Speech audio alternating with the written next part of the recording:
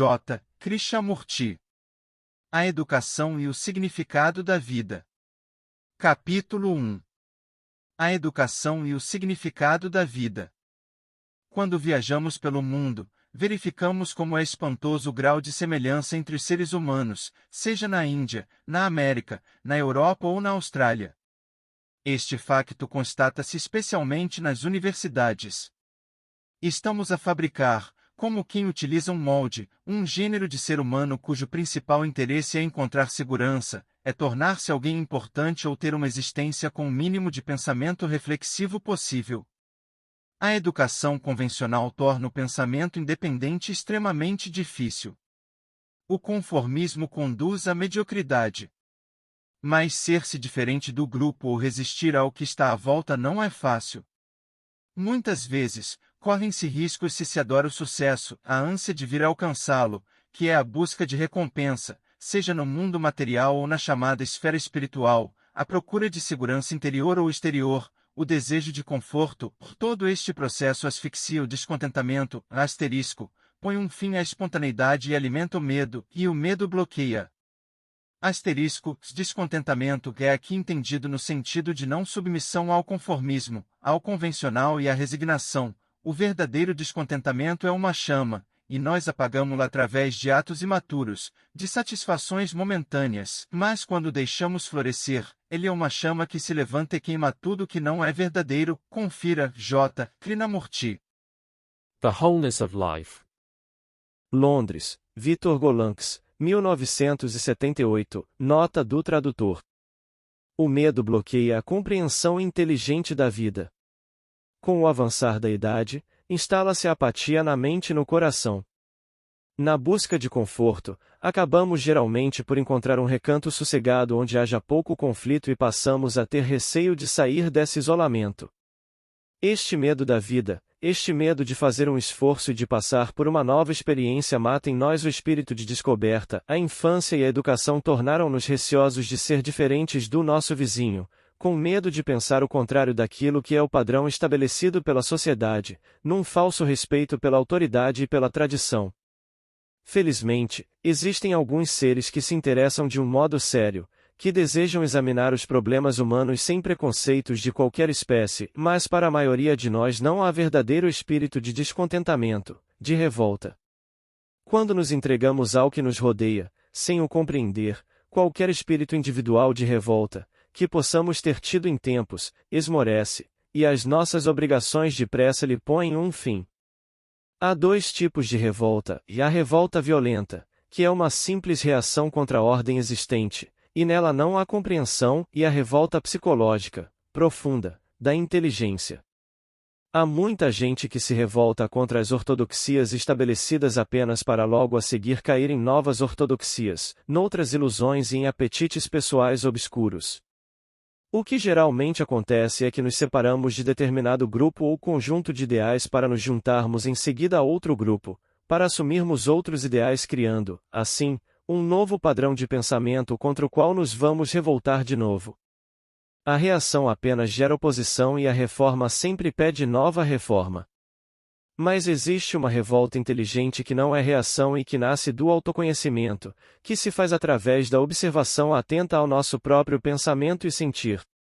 Só quando enfrentamos a experiência, logo que esta surge, não fugindo da perturbação que ela traz, é que mantemos a inteligência altamente desperta, e uma inteligência altamente desperta é, na sua essência, intuição, é esta a verdadeira luz que guia a vida. Qual é, pois, o significado da vida? Vivemos e lutamos para quê? Se formos educados somente para atingir uma distinção, para conseguir um emprego melhor, para sermos mais capazes, para ter um maior poder sobre os outros, então as nossas vidas serão medíocres e vazias.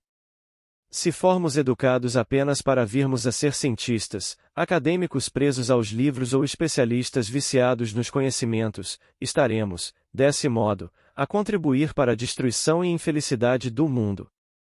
Existindo, contudo, um significado para a vida mais alto e mais vasto, que valor terá a nossa educação se nunca chegarmos a descobrir esse significado? Podemos ser muito cultos academicamente, mas se não integramos profundamente o pensamento e o sentir, as nossas vidas serão incompletas, contraditórias e atormentadas por muitos medos, enquanto a educação não cultivar uma perspectiva integrada da vida, ela ter muito pouco significado. Na presente civilização dividimos a vida em tantos compartimentos que a educação faz pouco sentido, servindo apenas para aprender uma determinada técnica ou profissão. Em vez de despertar a inteligência integradora do indivíduo, a educação encoraja-o a conformar-se a um padrão, impedindo, assim, que esse indivíduo se compreenda a si mesmo como um processo global. Tentar resolver os muitos problemas da existência nos seus respectivos níveis, separados como estão em várias categorias, denota uma completa falta de inteligência. O indivíduo é constituído por diferentes entidades, mas dar mais importância às diferenças e encorajar o desenvolvimento de um determinado tipo conduz a consequências e a contradições complexas. A educação deveria produzir a integração dessas entidades separadas porque, sem integração, a existência torna-se uma série de conflitos e sofrimentos. Que sentido há em estudar para se ser advogado, se perpetuamos os litígios? Que valor têm os conhecimentos se continuamos mergulhados na nossa confusão? Que significado tem a capacidade técnica e industrial, se a usamos para nos destruirmos uns aos outros?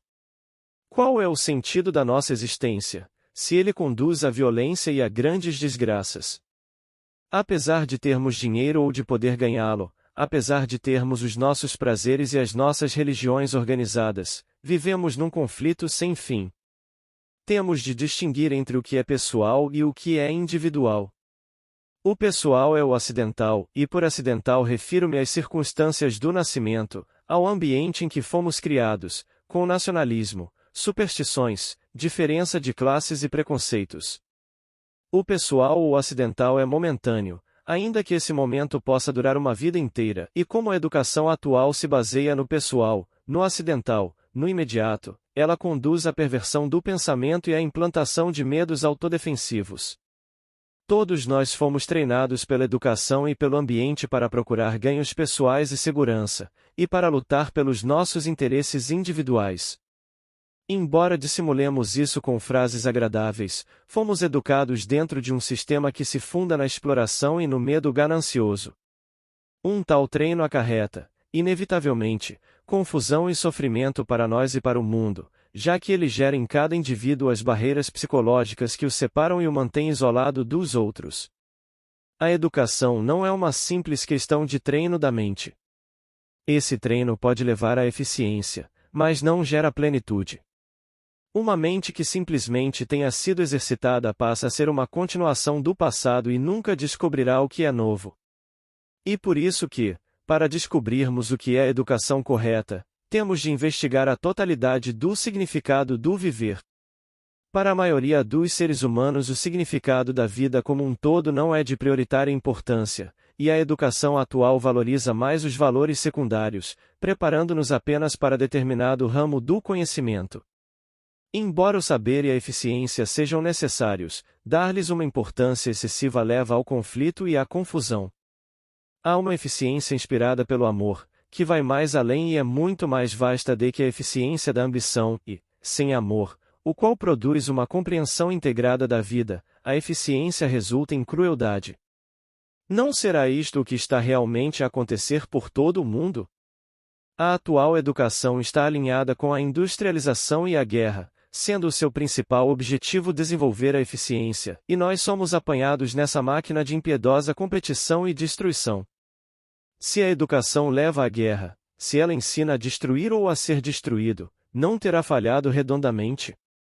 Para construirmos uma educação correta, é óbvio que temos de compreender o significado da vida como um todo, e para que isso aconteça temos de ser capazes de pensar, não de um modo rígido, mas sim direta e verdadeiramente.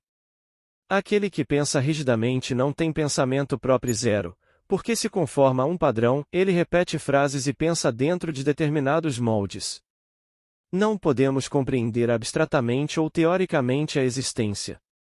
Compreender a vida é compreendermos-nos a nós mesmos, e isso é, ao mesmo tempo, o início e o fim da educação. A educação não significa a mera aquisição de conhecimentos, juntando e correlacionando factos, sim, ver o significado da vida como um todo. Mas o todo não pode ser abordado através do fragmento, como pretendem fazer os governos, as religiões organizadas e os partidos autoritários. A função da educação é criar seres humanos integrados, e, portanto, inteligentes. Podemos ter diplomas e ser mecanicamente eficientes sem sermos inteligentes. Inteligência não é informação, ela não deriva dos livros, nem consiste em reações astutas e defensivas ou em afirmações agressivas. Alguém que não tenha estudado pode ser mais inteligente do que aquele estudou. Passamos por exames e graus, e desenvolvemos mentes astutas que evitam os assuntos humanos vitais. A inteligência é a capacidade para se encontrar o que é essencial e acordar esta capacidade, em nós e nos outros, é o papel da educação.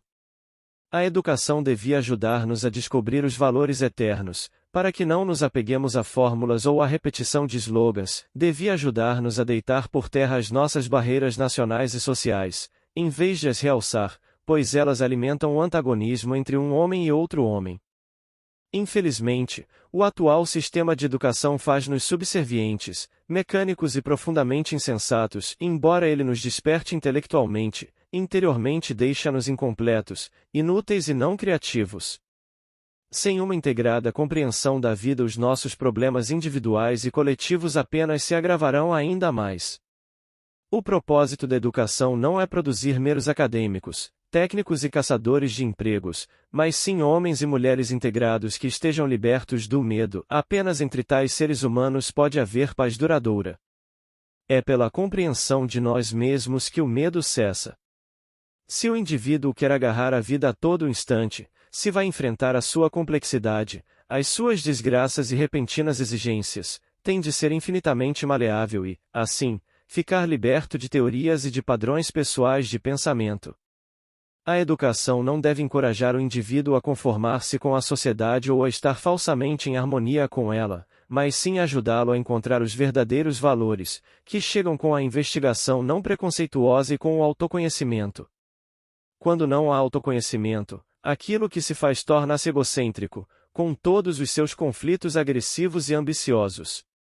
A educação deverá acordar a capacidade para o autoconhecimento e não estimulará apenas a gratificação dada pela expressão individual.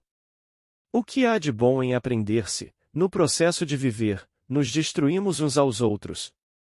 Dado que temos tido uma série de guerras devastadoras, uma após outra, é óbvio que há algo de radicalmente errado no modo como estamos a educar as nossas crianças. Penso que a maioria de nós está consciente disto, mas não sabemos como havemos de lidar com o problema.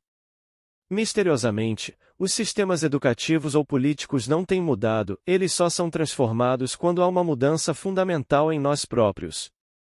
O indivíduo é de importância prioritária, não o sistema, e enquanto o indivíduo não compreender o processo global de si mesmo, nenhum sistema, seja de esquerda ou de direita, poderá criar ordem e paz no mundo.